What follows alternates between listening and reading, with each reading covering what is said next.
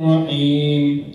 الحمد لله رب العالمين، والصلاة والسلام على أشرف الأنبياء والمرسلين وعلى آله وصحبه أجمعين. أما بعد، فإن أصدق الحديث كتاب الله، وأحسن الهدي هدي محمد صلى الله عليه وسلم، وخير الأمور أوادمها، وشر الأمور محدثاتها، وكل محدثة بدعة، وكل بدعة ضلالة، وكل ضلالة في النار.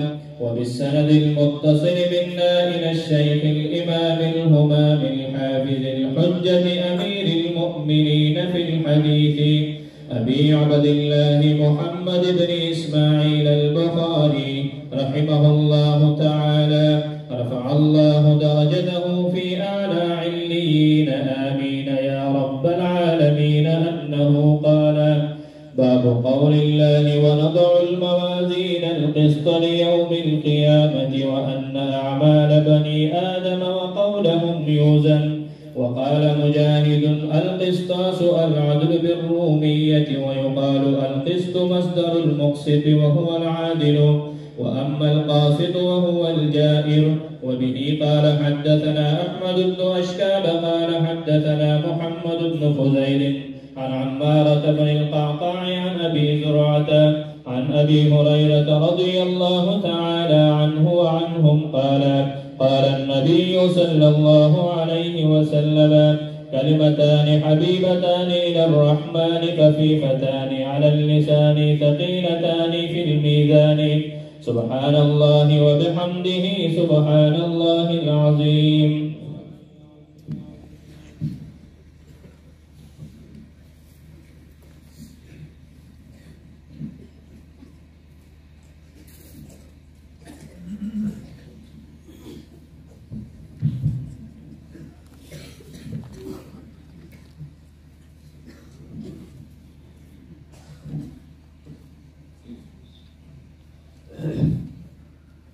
سبحانك لا علم لنا إلا ما علمتنا، إنك أنت العليم الحكيم.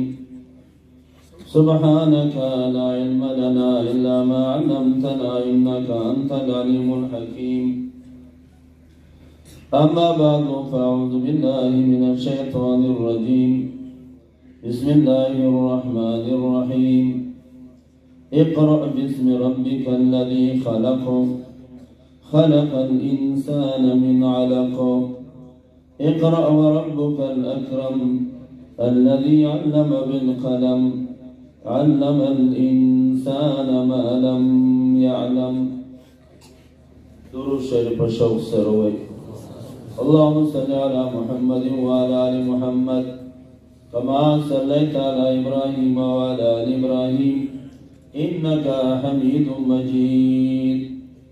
اللهم بارك على محمد وعلى آل محمد كما باركت على إبراهيم وعلى آل إبراهيم إنك حميد مجيد. محترم علماء کرام اور جامعہ تعلیم القرآن باڑگیٹ محتمم صاحب و جملہ اساتذہ او د جامع فضلاء و طلباء، ډېره د خوشحالۍ موقع ده چې الله تبارک وتعالی موږ باندې کال په کال دا موقع راولي، او دا وخت دا به موږ باندې راولي چې یاره موږ د بخاري شریف آخري حدیث ووایو: این سعادت بزوری بازو نیست. دا د الله رحم دی، دا د الله کرم دی. زه چې خپل ځان ته ګورم او بیا دې احادیثو ته ګورم، نو ځان سره ډېر کچه شمه چې چېرته زه او چېرته د بخاري شریف ختم او کېدی شي د چا دعایي د هغه دعا په وجه باندې الله دا موقع موږ ته راکړي، الله دې قبوله کړي. عزتمندو امام بخاري رحمت الله علیه د خپل کتاب ته یو واجبه ترتیب ورکړی دی. ابتدا کړی دا د وحی نه، ذکر فرمائی اول الخیر نزل من السماء هو الوحی، اول خیر د اسمان نازل شوی دی هغه وحی ده. دویم دې ته اشاره ده چې انسان ته نجات او کامیابی بغیر د وحی نه نشي ملاوېدلی. اگر د عقل په لحاظ سره دا ډېر عقلمند وي او ډېر ځان ته هوښیار وایي، خو څو ګوري چې د شریعت رهنمایي نه وي، دا کمال کامیابی نشي حاصلولی. نو ابتدا یې د بدو الوحی نه وکړه. او دویم نمبر یې بیا راوړو کتاب الایمان، چې دویم لوی نعمت هغه ایمان دی په دې وحی باندې. او دریم لوی نعمت یې کتاب العلم راوړو ثم علم الوحی. نو اول الخیر نزل من السماء هو الوحی ثم الایمان بالوحی او ثم علم الوحی. او بیا د علم نه پس په هغې باندې عمل دی. په اعمالو کې د ټولو نه افضل عمل هغه صلات دی. د صلات لپاره ضروري دی طهارت. د امام بخاري ابواب طهارت راوړو. او بیا اول جلد ختم کو په ایمان د سلمان فارسی رضی الله عنه باندې. اشاره ده چې د حق د طلب لپاره به ته محنت کې الله نه بغواړي. او بیا اخیری کتاب چې راوړو کتاب التوحید والرد علی الجهمیه، عقاید بیان کړو، د الله صفات بیان کړو، او فرق و باطلو باندې رد وکړو. په دې کې دې خبرې ته اشاره ده چې د عالم دا ذمہواری ده چې یو طرف خلکو ته دین ښیي، بل طرف ته به د باطلو عقایدو والا نشاندهیم کوي. چېرې د داسې قسمه خلکو نه ځان ساتئ. دیونه امام بخاري کتاب توحید ډېر په تفصیل سره بیان کړی دی. 245 احادیث پکې راوړي او 58 بابونه پکې راوړي او د الله صفات بیان کړي او مختلفو فرق و باطلو باندې رد کړی دی. دا اخیری باب دی ونزع الموازین القسط، او اخیری حدیث دی کلمتان حبیبتان الی الرحمن. په دې باندې امام بخاری رحمت الله علیه خپل کتاب ختم کړی دی. اکثر زموږ د خپلو اساتذو نه په داسې موقع کې لس خبرې به اورېدلې چې را دې ته غوږ کېدې لس خبرې. یو د امام بخاري د زندګۍ بعضې حالات، دویم د دې کتاب بعضې حالات، او دریم د دې باب غرض څه دی باب ونزع الموازین، او دریم د څلورم د مخکې باب سره ربط باب قرات الفاجر، او پنځم د کتاب توحید سره ربط، او شپږم د دې الفاظ وضاحت، وما خبره د سند، او اتمه خبره متن د دې حدیث، نهمه خبره د وزن باره کې، او لسمه خبره امام بخاری دا حدیث په آخر کې دوباره بیا ولې راوړو، ځکه دوه ځلې مخکې م راوړی دی. دا حدیث بخاری کې 3 ځله ذکر دی، 2 ځلې مخکې راوړی دی او په آخر کې بیا راوړو. د دې د راوړو څه حکمت دی؟ د امام بخاری رحمت الله علیه د زندګۍ حالاتو تاسو تفصیلا ما ویلو. چېرې دا بیمار ماشوم چې ونو بیمار شو او هغه بیماری کې دا ړوند شو، نظر یې لاړ، خو مور به یې دعاګانې کولې چې الله زما دې بچي ته نظر واپس کړي. ډېرې دعاګانې به یې کولې. یو ځل یې مور بیبي ابراهیم علیه السلام په خوب کې ولیدو. ابراهیم علیه السلام له خوشخبري ورکړه چې الله ستا دعاګانې قبولې کړي، ستا بچي ته نظر واپس شو. بچی چې د خوبه راپاڅېدو نظر ورته واپس شوی و. فرمایي چې د دوی والد صاحب اسماعیل رحمت الله علیه دا مالدار سړی او دا چې وفات شو دا بچی یتیمان شو، دوه ورونه و، دا محمد او احمد. دا نابالغ واړه خو ده وصیت کړی و چې یو زما چې کوم مال دی دا بالکل حلال دی، دی کې حرام نشته. دویم دا دی چې دا به زما د بچو په تربیت باندې لګي. علما حضرات لیکي چې امام بخاري رحمت الله علیه ته څومره لویه مرتبه الله ورکړې ده، دې په ظاهر باندې درې اسباب دي. یو د مور تربیت او دعا، او دویم حلال خوراک، او دریم د امام بخاري رحمت الله علیه ذاتی کردار. ذاتی کردار اعلی معیار باندې دیو جن امام بخاری رحمت الله علیه و فرمایي چې د قیامت په ورځ باندې الله زمانه د غیبت باره کې تپوس نه کوي. قسم دې ما د چا غیبت نه دی کړی. دا دعوت معمولی سړی نشي کولی.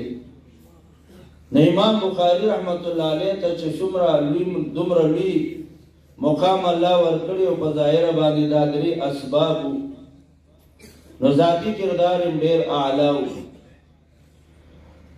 او علما حضرات فرمایي وثنا اهل العلم علی، علماء د تعریف شروع کو.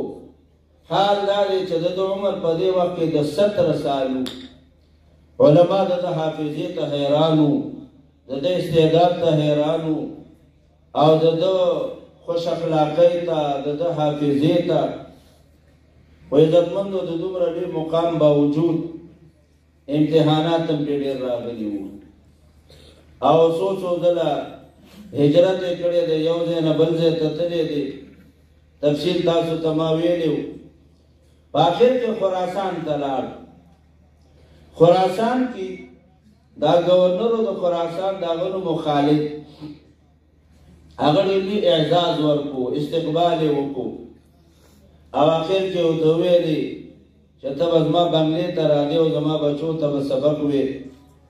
امام بخاری رحمت الله علیه انکار وکړ، ویل علم چا پسې نه ځي، ته به خپل بچي رالیږي. هغه ډېر بچي زه درلیږم، خو په یو شرط چې زما بچو ته به ته سبق وې، کلاس کې به ورسره نور څوک نه وي. امام بخاری رحمت الله علیه ورته وفرمایل چې زه څوک د علم نه نشم منې کولی. زه ستا بچو ته سبق ویم او څوک راشي کښېني، زه ورته ویلی نه شم چې پاس. گورنر غوسه شو او ویلی دومره عزت مې تاله درکو او ته زما یو خبره نه منې، وځه زما د صوبې نه. امام بخاری رحمت الله علیه راووتو او بیا یو مقام ته راغی، رمضان مبارکه میاشت وه، خرتنګ مقام هغې ته وایي، هلته یې ترور وه. څو شپې وکړلې او څو ورځې پس اعلان وشو چې رمضان ختم شو، سبا به اختر وي. امام بخاری رحمت الله علیه حیرانه شو، سوال کوي چې الله په مقدس مکه مې یو ځای هم ځای نشته چې الله آخرت مې ښایسته وي، نو ما وفات کړي. عزتمندو دا سوال د ډېر مجبورۍ نه یو سړی کوي. د دومره علم باوجود، د دومره لکونو شاګردان باوجود، او هغه دا وایي چې الله په ځمکه مې ځای نشته دی. دې نه معلومېږي حق پرست علما په هره زمانه کې هغوی خلکو بدنام کړي دي، بدې ردې پسې ویلي دي، او هغه مجبوره شوی دی د یو ځای نه بل ځای ته تللی دی. دا لوی بزرګان حضرات تاسو ګورئ، دا د یو ځای نه څوک د یو ځای نه راغلي، څوک د بل ځای نه راغلي دي. امام بخاری رحمت الله علیه دعا کوي، او دا دعا یو اهمه ده. یو ځل عمر رضی الله عنه میدان عرفات کې ولاړ دی او دعا کوي. څه فرمایي؟ فرمایي اللهم کبر جسدی ونشر رعیتی. یا الله عمر می زیات شو، بدن می درون شو، حکومت می ډیر وسیع شو، د ټولو انتظام زه نشم کولی. قیامت کې به ته زمانه تپوس کې اللهم فخذنی الیک، الله ما وفات کې هغه دعای عرفات میدان کې وکړه او چې واپس مدینه منورې ته لاړ چونکه بار بار مې دا سوال کوو اللهم ارزقني شهادتا فی بلد رسولک الا مرد شهادت دنا غواړم خو په مدینه منوره کې دنا غواړم اللهم ارزقني شهادتا الا مرد شهادت راکې فی بلد رسولک په دې خار کې راکې بل زه نه غواړم چې زه وفات شم هلته عرفات میدان کې دعا وکړه اللهم فخذني الیک مدینه ته چې لاړو په 28 ذوالحجه باندې به زخمی شو او یکم محرم الحرام باندې د دنیا نه چې دا تشریف یوړو هغه دعا کوي ابراهیم علیه السلام امام بخاری رحمت الله علیه دعا کوي دې ته وایي عشق تاسو ویلي دي د اذان چې کوم صحابي دي عبد الله ابن زید ابن عبد ربیه هغه بارک راځي چې زمیدار دی پټی کې ناس ته کار کوي زمیداری کوي او خبره ته ملاویږي چې نبی علیہ السلام د دنیا نه ځي او سترګې پټي او دعا کوي اے الله د سترګې می د دې لپاره خوښي وي چې ما بد الله رسول ته کتلو الله رسول دنیا نه لاړو زما د سترګې نه دی پکاره الله معلوم کې څنګه زړه نه دعا وا مصنوعي او بناوټي دعا نه وا الله هم قبول کړه چې الله سي د سترګو نه لرو کولون شوی وو امام بخاری دعا کوي الله دنیا کې مزه نشته دی فوراً بدن باندې خپل راځي او د دنیا نه روح چې دی هغه پرواز کوي او بیا د اختر د مون نفس د دې ولی کامل جنازه کیږي په لکونه خلک د جنازه کې شرکت چې دی هغه کوي او شپږ میاشتې د قبر نه خوشبوئی چې دی هغه روانه وه دا د احادیثو خوشبوئی وه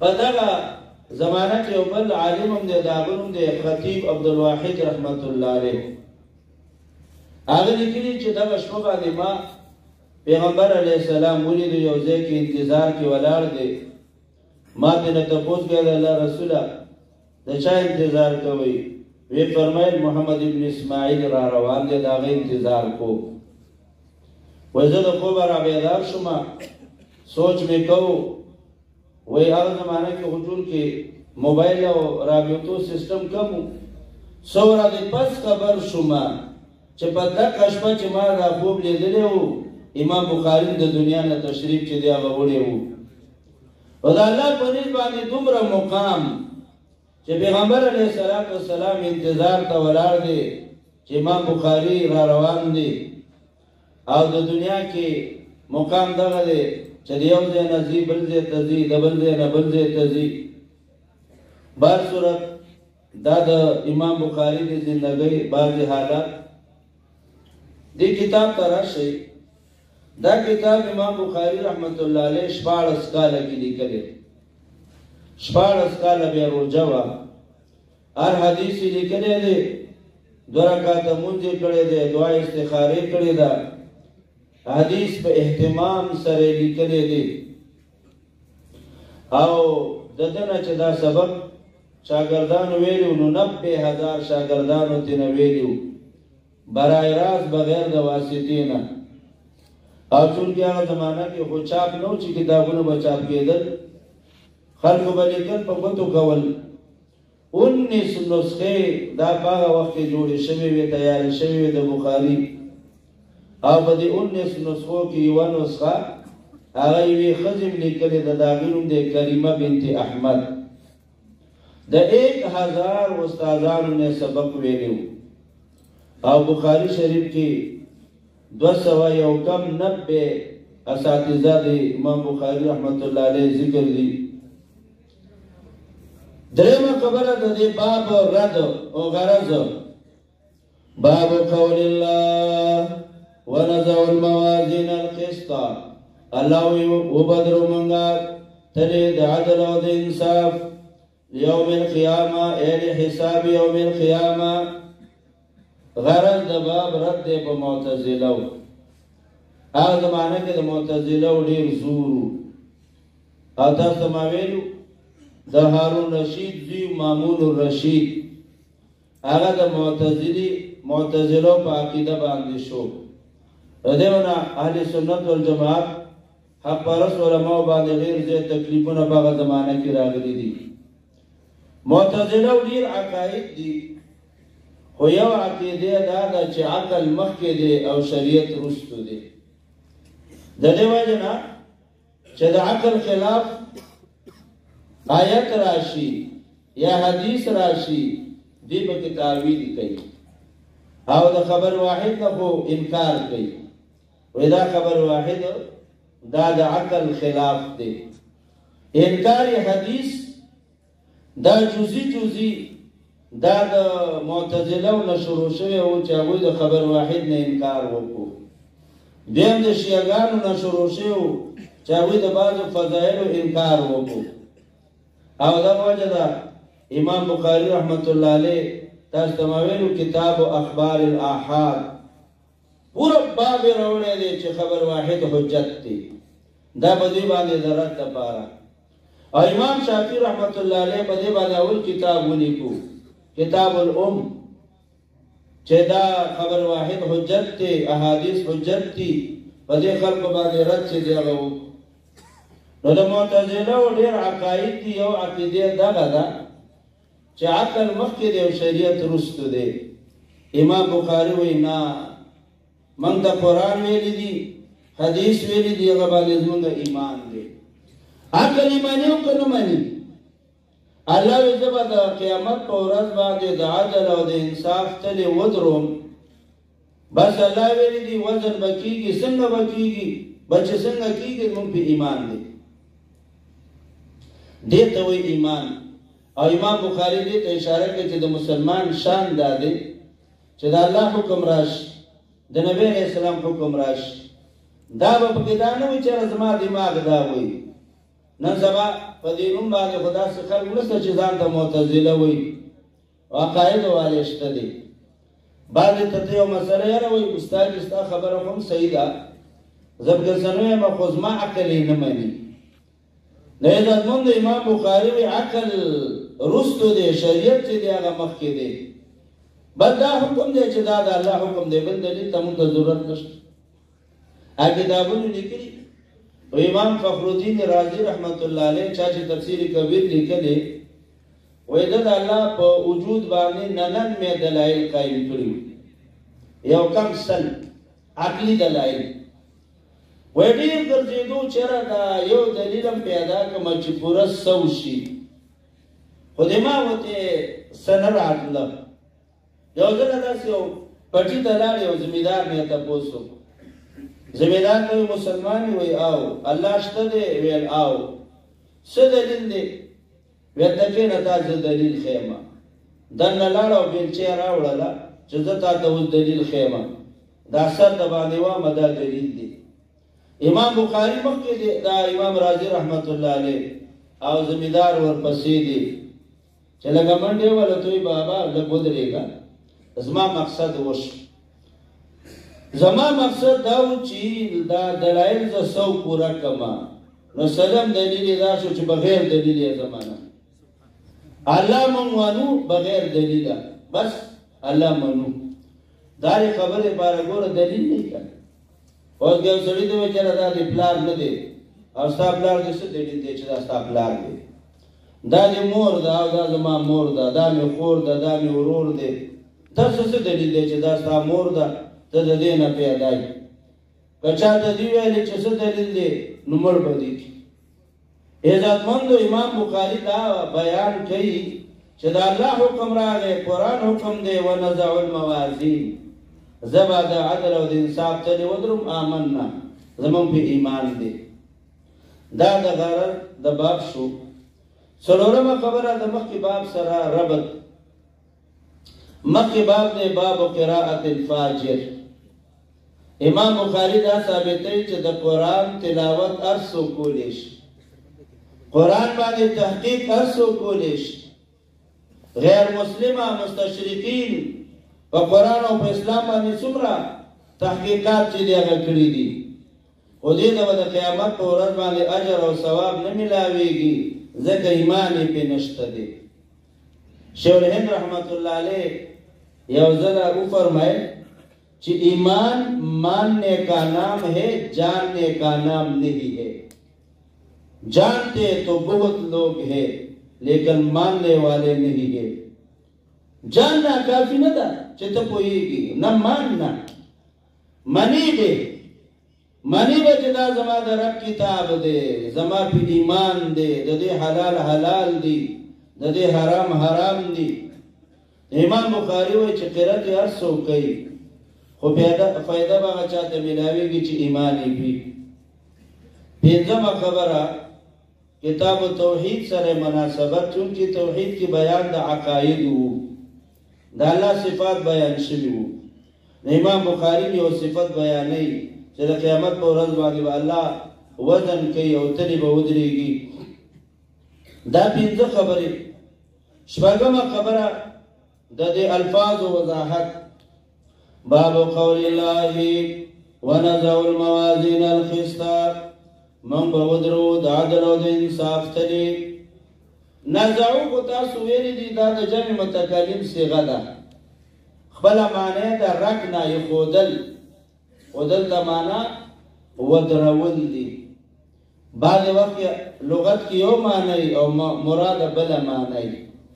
نو موږ به ودرو الموازین، ډېرې تلې به ودرو. موازین یې جمع راوړه. بعض علماء دا جمع د عظمت لپاره ده، یو تله به یې خو ډېره غټه تله به وي. بعض علماء د هر انسان به ځان له تلی، بعض علماء نه د هر عمل به ځان له تلی، د روژې به ځان لئ او د زکات به ځان لئ. دنیا کې موږ ګورو مختلفې تلې دي. ګورئ تاسو د غنمو او د جوارو ځان له تله ده او د لرګو ځان له ده. د لرګو ټال کې تله ولاړئ او د زرګر په دکان کې د سونې او د چاندۍ ځان له تلئ. د قیامت په ورځ باندې به مختلف انواع ترازو او تلې چې دی هغه ودرېږي. دې وجه نه جمع یې راوړله. ونضع الموازین، موږ به ودرو د عدل او د انصاف ډېرې تلې.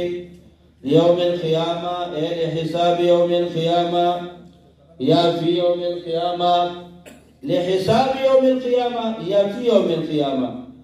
وان اعمال بنی آدم، او د اولاد آدم چې څومره اعمال دي، وقولهم خبرې یوزنو وفي روایت توزنو، دا به تللی شي، اعمال به تللی شي او زما او ستا خبره به هم تللی شي.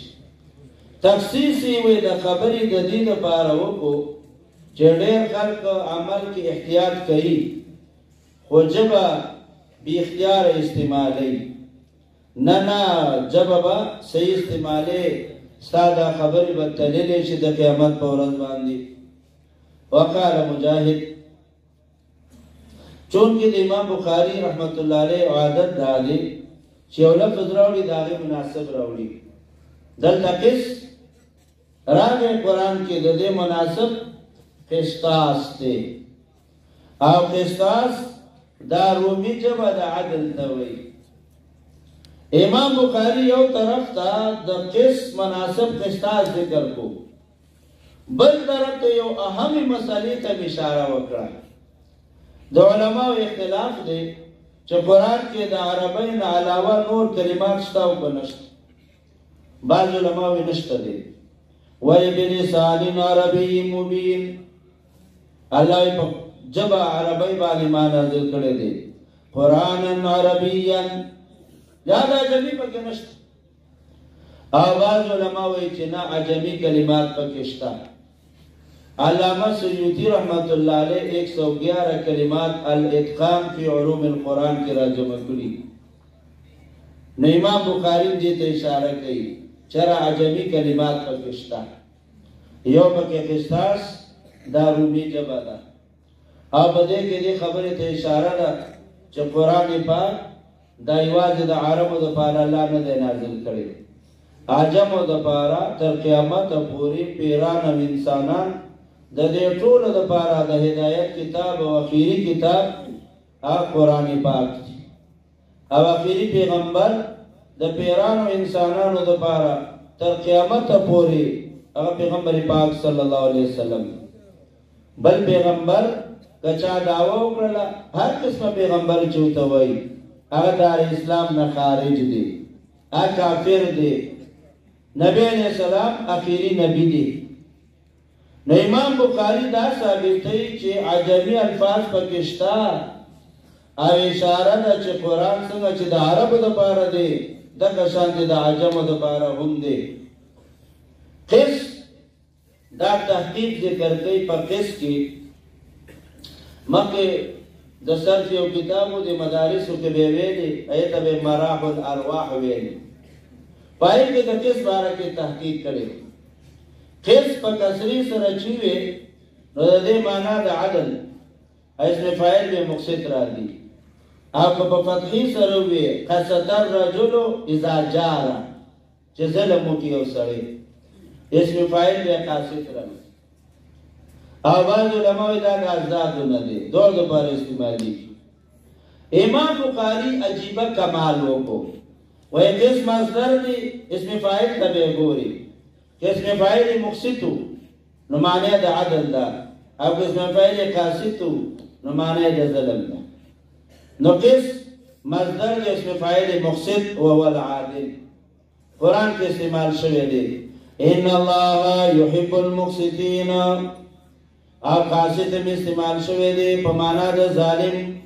واما القاسطون فكانوا لجهنم خطبا ظالمان دا به جهنم خشاک وي. البته د سر د قیدی مطابق دا خبره صحیح نه ده چې قس مصدر دی اسم فاعل مقصد.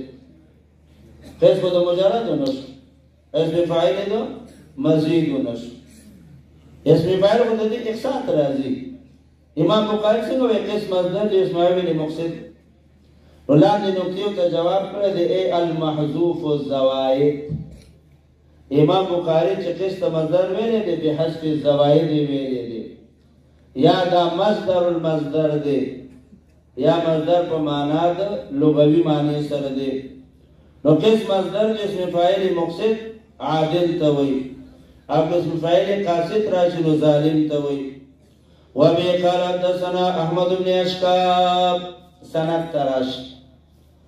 دا سند مسلسل بالکوفیین دی، دیکھے طول علماء دا راوین چی ذکر دی دا دا کوفی دی. کوفی تا 1500 صحابہ راغلی او 4000 محدثین فقہا مجتہدین دا کو کوفہ کے اللہ پیدا کری. یو بگزمونگ استاسو امام ابو حنیفہ رحمت اللہ علیہ دام د کوفی چې دی هغه و. یو ځل امام شافعي رحمت الله علیه کوفی ته لاړ، بغداد ته لاړ. امام شافعي رحمت الله علیه عادت دا و چې د جمع مونځ به اکثر په خپله نه کوو، شاګرد ته به ویلې ته مخکې شه. بغداد ته چې لاړو د امام ابو حنیفه رحمت الله علیه قبر خوا کې چې کوم جومات دی هلته زر زر چارهدام وکړو او په خپله جمع ته چې دی هغه مخکې شو، جمع یې وکړله. چا ته نه تپوس کو چې حضرت اکثر ته خو شاګرد مخکې کې او دې موقع کې تا جلدي م وکړله او زر زر راغلی او په خپله مخکې شو، چا ته دی ډوم نه ویلي. د دې څه وجه ده؟ امام شافعي رحمت الله علیه ته عجیبه جواب ورکړ. امام شافعي رحمت الله علیه ته وفرمایل که ما شاګرد مخکې کړی وي او زه شاته ولاړ وي او فاتحه مې نه ویلې نو زما په مذهب خو مونځ ونه شو، که فاتحه پاتې شو. که فاتحه ویمه نو حیاء د دې صاحب قبر نه ماله حیا راتلله، نو دې ونه په خپله مخکې شومه.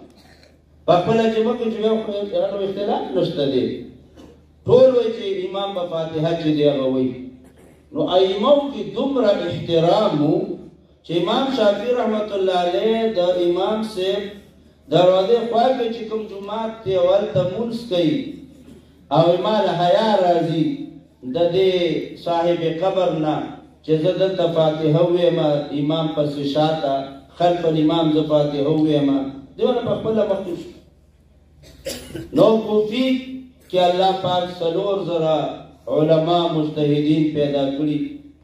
امام صاحب رحمت الله علیه او د امام احمد ابن حنبل د دواړو قبرونه په بغداد کې دي.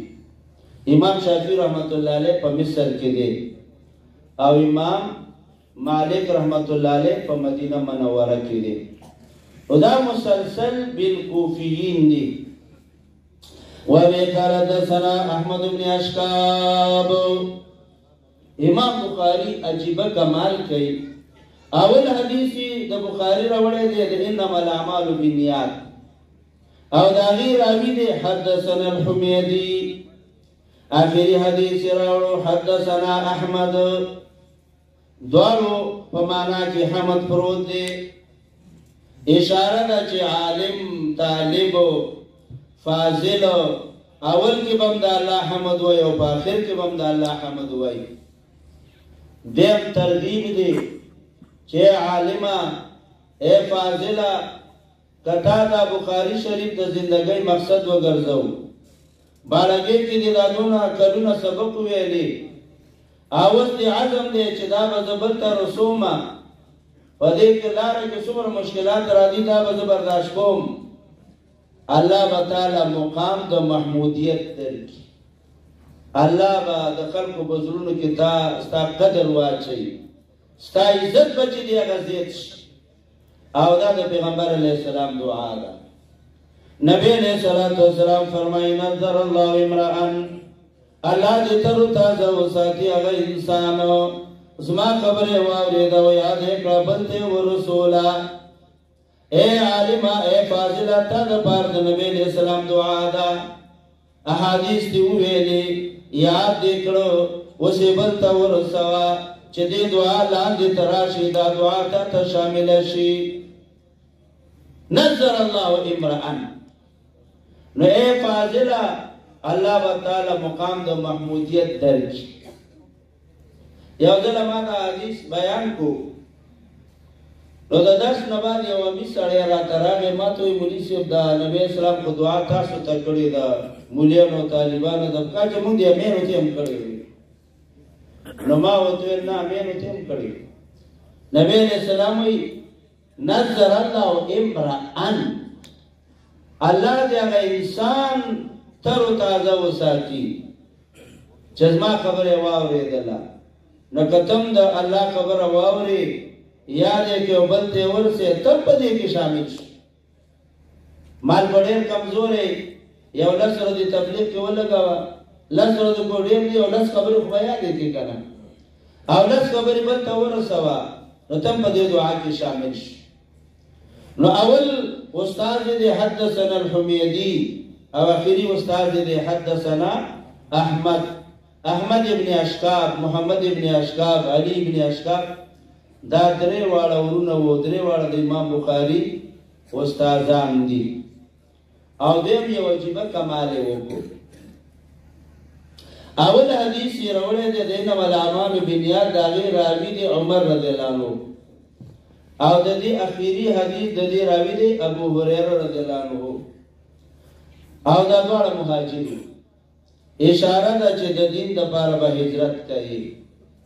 تاسو ګورئ دا علما حضرات څوک د یو ځای دي او څوک د بل ځای دي دلته سبقونه وایي څوک کراچۍ ته لاړ شي څوک لاهور ته لاړ شي.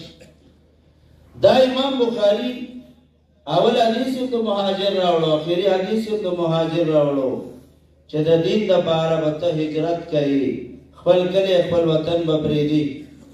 وبه قال حدثنا احمد بن اشکاب قال حدثنا محمد بن فضيل عن عمارة بن قعقاع ابي زرعة عن ابي هريرة رضي الله عنه قال قال النبي صلى الله عليه وسلم.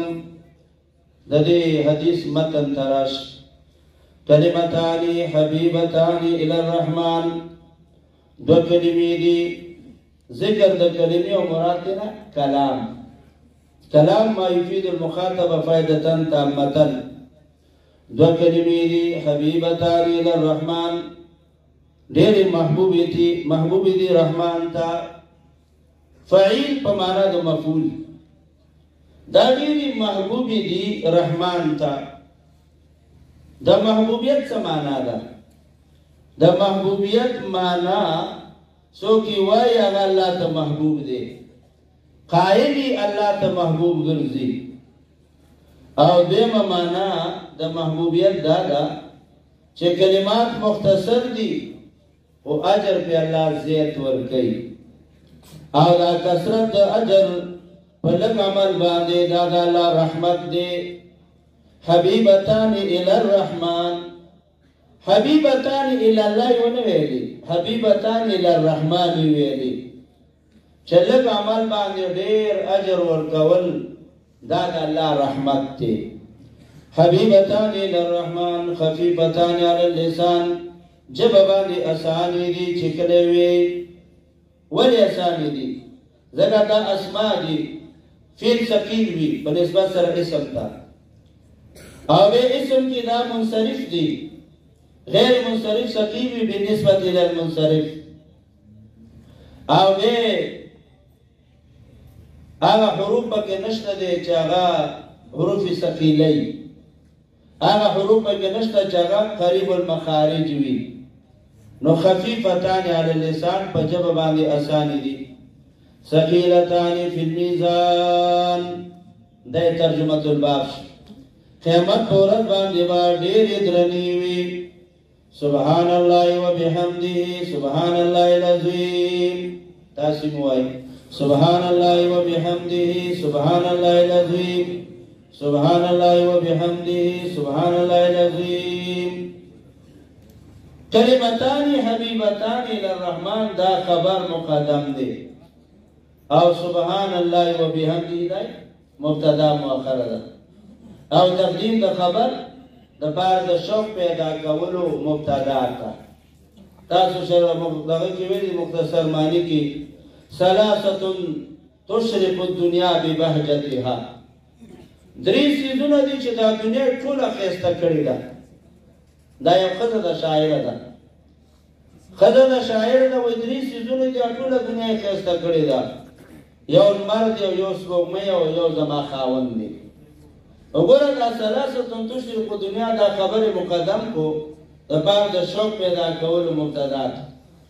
نو نبی علیہ السلام فرمایي دو کلمې دي ډېرې محبوبې دي، الله ته ډېرې محبوبې دي او آسان دي، او قیامت کې به ثواب هم ډېرې. هر یو سره دا ټولې کلمې دي. سبحان الله وبحمده سبحان الله العظیم. بے عزت مندو سبحان کے محدثین عجیب عجیب تشریح او شرح چې دی هغه کړي دي چې دا مصدر دی، اسم مصدر دی.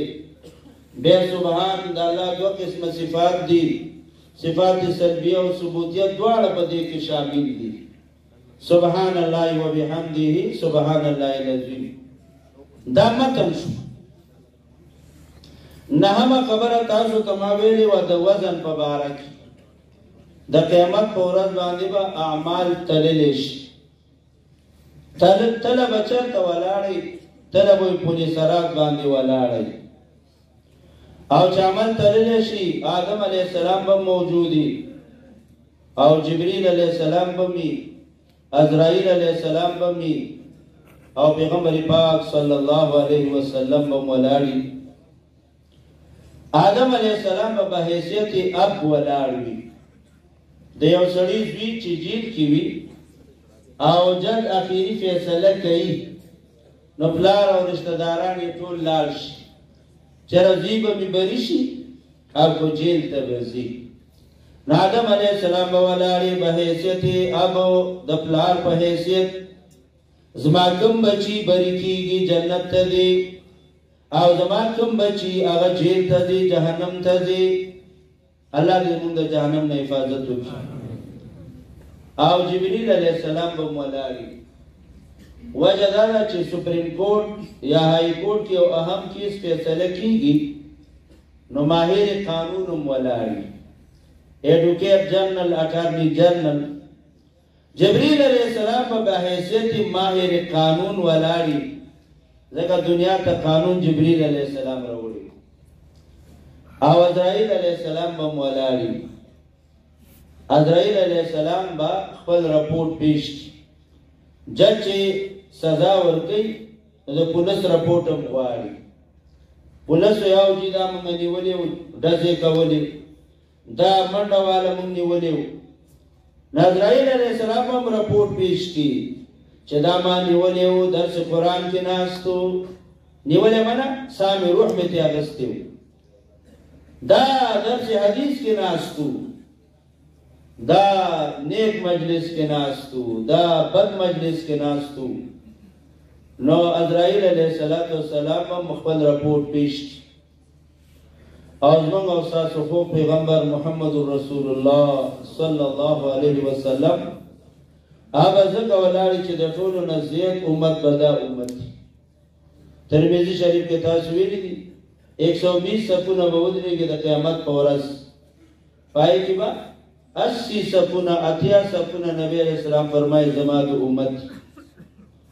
او د قیامت په ورځ باندې د ټولو نه زیات امت به زمایي، ولا فخر، او په زه په دې باندې فخر نه کوم.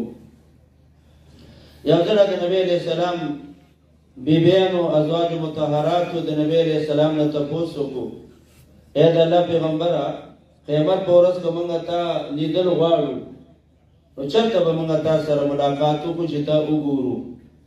نبی علیہ السلام ته درې ځایونه ښیي. دلته به ولاړ یم چې وزن د عمل کېږي، او دویم عملنامه چې ملاویږي هلته به یم، او په دې دواړو ځای کې نه وم نو بیا به په حوض کوثر باندې ولاړ یم. وانا فرط لکم، زه به ستاسو نه مخکې تللی یم، ستاسو په انتظار به یم چې تاسو به راځئ او زه به تاسو له اوبه چې دی هغه درکوم.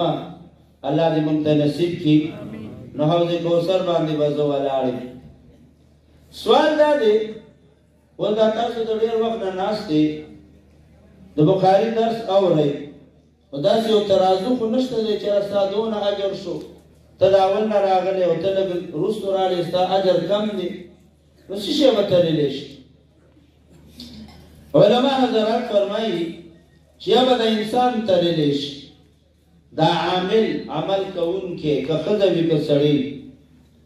او د دې دلیل بخاري کې تاسو ویلی دی ویؤتی بالرجل العظیم، دروند سړی به راوستلی شي او په تله کې به کښېنئ او وزن به ډېر معمولي وي، جناح بعوضه، د ماشي د وزن په اندازې به وزن نه وي، نو دا انسان به تللی شي.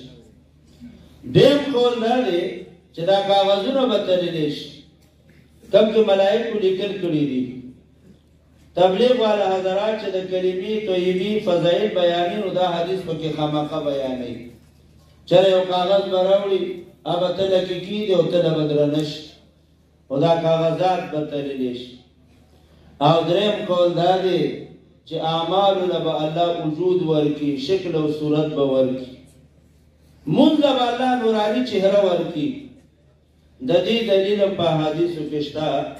تاسو ویلي دي چې کله یو نیک سړی قبر کې کېښودلی شي، خاورې پرې راواړئ، هلته نه واپس شي، دته به دغه توره تیاره کې یو نوراني چهره چې دی هغه ښکاره شي، دا به د ډېر خوشحاله شي. من انت، ته څوک یې؟ وی انا عملک الصالح، زه ستا هغه نیک عمل یم. او بدعمله سړی هغه چې قبر کې کېښودلی شي او د ده خپل خپلوان واپس شي، خاورې پرې واړئ، دته به یو خوفناک دهشتناک صورت او شکل مخې ته راشي. من انت، ته څوک یې؟ وایي زه ستا هغه بد عمل یم. نو اعمالو له به الله وجود ورکړي، اعمالو له به الله شکل و صورت چې دی هغه ورکړي. یا لکه نن سبا موږ او تاسو ګورو ګرمي او یخني دا تللی شي، یخني دومره سنټیګریډ، هوا کې نمي دومره ده، دغه شانتې الله به یو ترازو جوړ کړي چې په هغې کې به دا اعمال تللی شي. بیا یو ځله پیغمبر علیه السلام د وزن د عمل باره کې صحابو ته بیان کوو، ورته ویې فرمایي چې تاسو داسې یو عمل ښیمه چې د قیامت په ورځ باندې به د هغې وزن د ټولو نه زیات وي، ټولو نه به دروند وزن وي. صحابه کرام یې د الله رسوله ضروري راته وښیه چې هغې باندې عمل وکړو. نبی علیہ السلام فرمائل حسن الخلق خیسته اخلاق خیسته اخلاق په دې باندې چې الله کم اجر ورکوي هغه د ټولو نه به دروند وي د ټولو نه به زیات چې دی هغه خیسته اخلاق دا دی چې موږ جګړې نه کوو باید سړی په نه خبره جګړه کوي ورچا سره جګړه کوي ګاډي ته وخېږي ګاډي والا سره جګړه دکاندار نه سودا لري هغه سره په جګړه کور ته لاړ شي ښځې سره په جګړه د زوی سره حدیث کې راغلی پیغمبر پاک صلی الله علیه وسلم فرمایي ان ابغض الرجال الى الله الالد الخصب دا الله چې ناخوښه دي جګړمار انسان چې دی هغه نه دی خوښ خیسته اخلاق والا او بیا د پیغمبر پاک صلی الله علیه وسلم اخلاق تاسو ویلي دي څومره زبردست اخلاق الله ورکړي او دنیا کې چې اسلام خور شوی دی نو دا د خیسته او اخلاقو په وجه باندې چې دی هغه خور شوی دی اخلاق دا دی چې تیزي به نه کړي ابره یو ځای کې ناستو یو جج اوس ریټایر شوی دی صبر خبرو شو دی خوش اخلاقی او بد اخلاقی بولی ما دیره دا خپل ځان کنټرول کې ساتل دا ډېر ګران کار دی و یو ځل یو سړی و هغه قتل کړی و کیس یې ما سره و هغه باندې د 500 اډر ما کوو خو روم یې غوښتو ورته ومې ویلې چېره ما خو ډېر کوشش وکړو تا د 500 نه بچ کړم او تاریخونه مې بدل را بدل کړو ترغیب مې پکې وچلو چېرې د جوړې څه کوشش وشي د صلح کوشش وشي چې ته بچ شي خو هیڅ صورت نه کېږي زه د قانون نه مجبوره یم زه تا باندې د 500 اډر کوم وایي هغه راته داسې ګوري وایي چې ته سړي بچی څه وایي ما ویل چې الله اوس دا امتحان دی ویل ما چې نه جیجې سړي بچی نه یم سړي بچی ته چې قتل دی کړی سړي بچی ته چې قتل دی کړی زه نه یم بس ویل په دې سره چې څومره مجمع ټول خاموشه شوه ایګو وکیلان مو مختلف د هغو ټول خپلوان چې دی هغه راغلي بهر صورت ښایسته اخلاق د دې اجر او ثواب به د قیامت په ورځ باندې د هر څه نه زیات وي الله دې موږ او ستاسو د پیغمبر علیه الصلاة والسلام اخلاق عملي زندګۍ کې راولي تاسو ته مې ویل ګوره امام شافعي رحمت الله علیه د امام صاحب روضې له تللی دی او دومره احترام یې په زړه کې دی چې هغه وفات دی او فاتحه خلف الامام چې دی هغه نه وایي چې ما له حیا راځي د ده نه داسې احترام د یو بل د علماو آخري خبره امام بخاري دا حدیث په آخر کې ولې راوړو شارحینو د دې مختلف وجه بیان کړي دي زه به تم یو څو بیان کوم یو وجه دا ده چې د قیامت په ورځ باندې به ډېر اعمال وي خو وزن د عمل به د ټولو نه په آخر کې وي د امام بخاري ثقیلتان فی المیزان دا په آخر کې راوړو نو وزن د عمل به په آخر کې وي د وزن نه پس طریق الی الجنه یو ډله به جنت ته روانه شي او یو ډله به جهنم ته روانه شي امام بخاری په آخر کې دا حدیث راوړو دویمه وجه دا ده چې امام بخاری په دې الفاظ باندې خپل کتاب ختم کو چې الله زموږ د زندګۍ دا باب دا په ذکر باندې ختم کړي په ایمان سره د دنیا نه چې دی هغه لاړ شي دریم بعض علما وایي چې امام بخاری دا د مجلس د کفارې ګرځولو په طور باندې دا الفاظ چې دی هغه راوړو یو حدیث راځي مجلس نه سړی پاسي او سبحان الله و بحمده دا څه الفاظ وي الله دغه مجلس کفاره وګرځي او دا د دې لپاره چې د مجلس کفاره وګرځي او بعض علما فرمایي چې نه امام بخاری رحمت الله علیه د قرآن سره موافقت پیدا کولو په وجه دا الفاظ په آخر کې راوړو قرآن کی آخری صورت به اعتبار نزول اذا جاء نصر الله دے اللہ فرمائے اذا جاء نصر الله کله چې د الله مدد راشي والفتح اعلان د فتح وشي خلق تبغوري جماعت در جماعت با پدین کی داخليږي فسبح بحمد ربك اے زما محبوبات تسبیح بیان کا آخری حکم فسبح بحمد ربك امام بخاری وی سبحان الله و بحمده سبحان الله العظیم آخری حکم فسبح دلته سبحان الله و بحمده سبحان الله العظیم په اخر کې چې دی هغه راوړو او بیا واستغفر الله چې پتا د مکی وشي تا سبحان الله ډیر وایا او استغفار وایا عائشہ رضی الله عنها فرمایي چې کله دا سورته نصر نازل شو نبی علیہ الصلوۃ والسلام به هر وخت سبحانك اللهم وبحمدك استغفرك واتوب سبحانك اللهم وبحمدك استغفرك واتوب الیک دا کلمات د نبی علیہ الصلوۃ والسلام ډیر ویلي تسبیح به ویلي او استغفار به ویلي ذکر الله فسبح بحمد ربك واستغفر البته سوال دا دی چې مکه فتح شو نو تسبیح ویل خو سیدی چې د الله حمد ادا نو الله واستغفر استغفار وایا استغفار کو پس د ګناه نه ویل شي نبی علیہ السلام کو پاک صافو بیو ته الله څنګه وي واستغفر اے زما محبوبه استغفار چې دی غوایا عمر رضی الله عنه با په خپل مجلس کې مجلس شورا چې د عمر رضی الله عنه هغه علماو بخاری شریف کې روایت دی اصحاب العلم دا د عمر رضی الله عنه اصحاب المشوره قبولا كانوا او شبانا کله بوډاګانو کله الکان ځوانانو عمر رضی الله عنه په مشوره کې کېنول نو ابن عباس رضی الله عنه به کېنو مشوره کې یا حضرت عبدالرحمن ابن عوف رضی الله عنه فرمای یا امیر المؤمنین دا خو زمونږ د بچو په ځای دی ان لنا ابناء زمونږ زامن دي د عمر برابر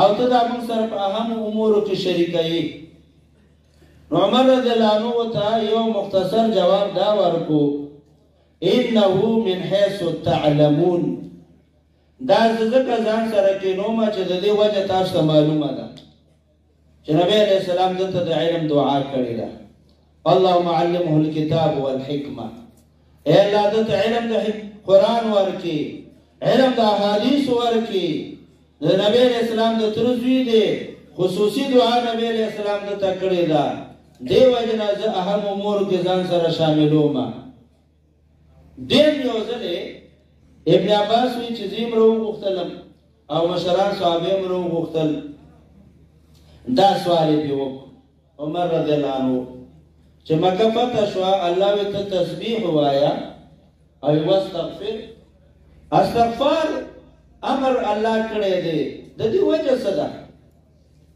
نو باز صحابه خاموش شو او باز ونه امرنا بس مونږ ته امر دی مونږ د دې په مطلب باندې نه کوی ابن عباس رضی الله عنه ته ویلي تسوي دا دې باره کې څه سوچ دی ابن عباس رضی الله عنه فرمایل هو اجل رسول الله دا د نبی علیہ السلام د دنیا نه د تلو طرف ته اشاره ده اے زما محبوبه مکه فتح شوا مسلمانانو لا تعظیم مرکز راغی خلافت قائم شو اسلامی حکومت قائم شو ستا مقصد نبوت آغا اسلامی حکومت قائمی دلو دینا دا معلوم شوا چې د اسلامی حکومت قائمی دل دا د شریعت عین منشأ ده دا د علماء د زندګۍ اخیری مقصد دی چې اسلامی حکومت په دې ملک کې چې دی هغه راشي